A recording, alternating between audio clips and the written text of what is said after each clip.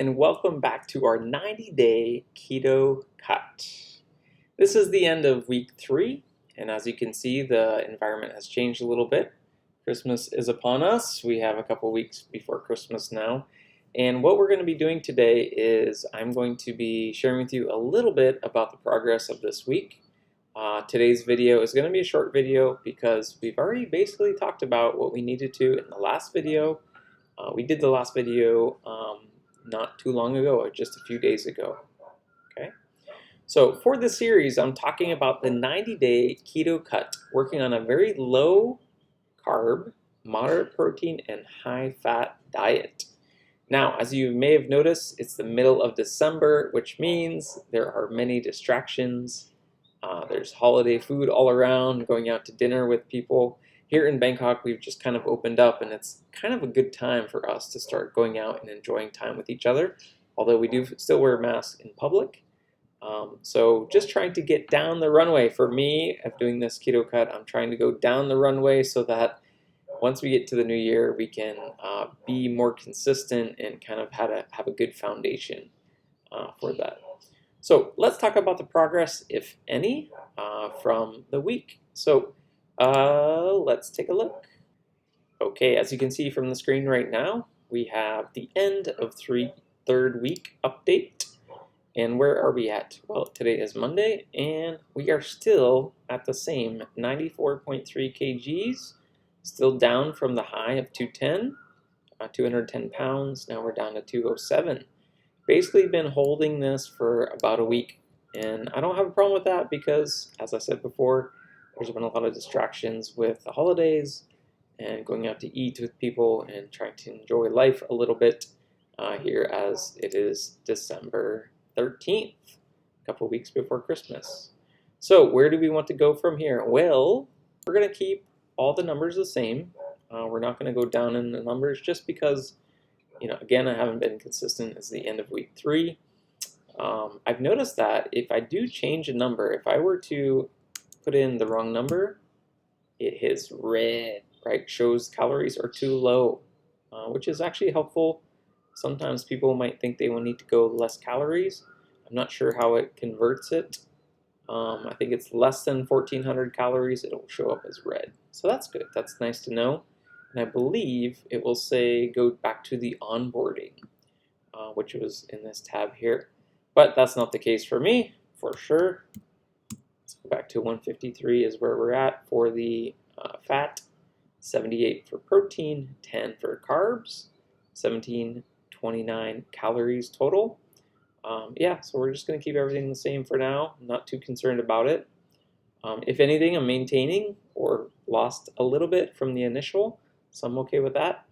And we'll see how the next couple weeks go. Honestly, looking at the calendar, we won't be back until in Bangkok and with a consistent schedule until the first week of, at least the first week of January. So the next few weeks might be a little hit or miss when it comes to doing these sort of updates, because if there's no real update, it's not really necessary for me to do a video about that topic. So, but what we can talk about is not only is measuring weight. I know a lot of people will say that using weight as a measurement is really a bad idea.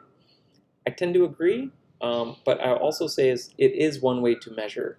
And I do have a scanner on my scale that also measures fat percentage, which really ends up just being a calculation that they do, as well as the amount of projected protein. It says it shoots a electrical impulse through your body. I don't know how accurate it is because, in fact, I know it's not accurate. But I will say is that it's better to be, there's two ways to say it, consistently inconsistent, maybe, or inconsistently consistent. I think that's the second way, a little bit better, which basically means that as long as you can keep measuring with the same tools and you see progress, I think there's nothing wrong with that. I do what I can, what is capable, what I have available to me. So of course, like some people just measure, oh, my clothes fit better, great. That means you're losing weight. That means your body is recomposing, changing its form a little bit. So whether it comes to that scale and it's just not consistent, I think it has something to do with hydration, because I've even noticed that when I lift weights and then I go on the scale the next day or two, it says my fat percentage goes up and my muscle's going down, and I wonder if that's I'm dehydrated and maybe I need to hydrate more. So again, can't really rely on it, but it is another way to to measure the numbers. And I will say that since getting that scale, I've not lost weight. It's not the cause of me losing weight or the cause of me getting healthier. It's just another way that we can measure.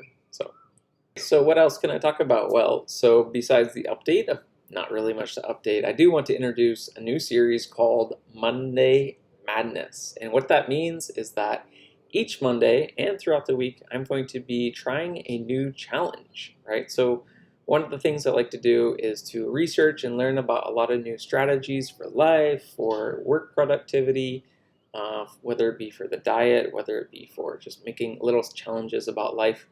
I want to try doing this thing on Mondays. I will kind of introduce a new topic, and I will do it for 1 week, and I will document the journey, document the process, right? And so, for example, this first week, I'm doing 2 challenges. The first one is I am using the dictation feature on my computer. Sounds simple, sounds interesting, right? So what that means is that when I am doing work, I have to do a lot of typing, I will use the dictation and I click on it and I speak about what I want to write.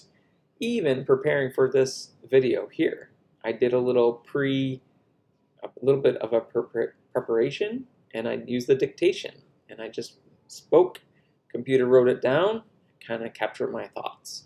And so I think it's something I should try to use more of, especially when we work from home. We're in an environment that doesn't matter if we're talking or not talking. I just think there's a lot of good uses for that. And so you can go visit that on our channel, Learning by Doing with Nick and Anna, and that'll be part of this thing called Monday Madness. So you can go take a look at that as well. I'll have it in the link here as well. So that's what I'm going to be doing. And then part 2 of that, not only dictation, but part 2 of it, which I think will be quite related to the KetoCut, is that I'm going to be limiting my food from 7 a.m. to 3 p.m. After 3 p.m., no food, no drinks that include calories or artificial sweeteners. So I'm allowed to do coffee if I want, which I don't really like coffee in the evening. I've kind of learned it just doesn't really work for me too well, to sleep well. And so I've decided, okay, it's okay to have like sparkling water, regular water, or tea, cold tea, hot tea, something like that. And I will try to stay away from like 0 sugar sweeteners or like a diet drinks, because I know it's quite easy just to say, okay, fine, I'll just drink diet Pepsi all night long, right? So I'm going to try to avoid that as well. So I don't do that to begin with, but I don't want that to be my hitch, and you'll see in the series about a little slip that I almost had as well. So that is a new series called Monday Madness, and it'll be one week at a time, and kind of see what's going on with that. So that's another thing I've been working on, and we'll see how it goes. It's a challenge to include things that are important and get rid of things that are not important. Try things out and see if they work. If they work, add them to your life. If they don't work, get rid of them, right? So I think it will see some positive changes both here on the KetoCut and then also in real life as well.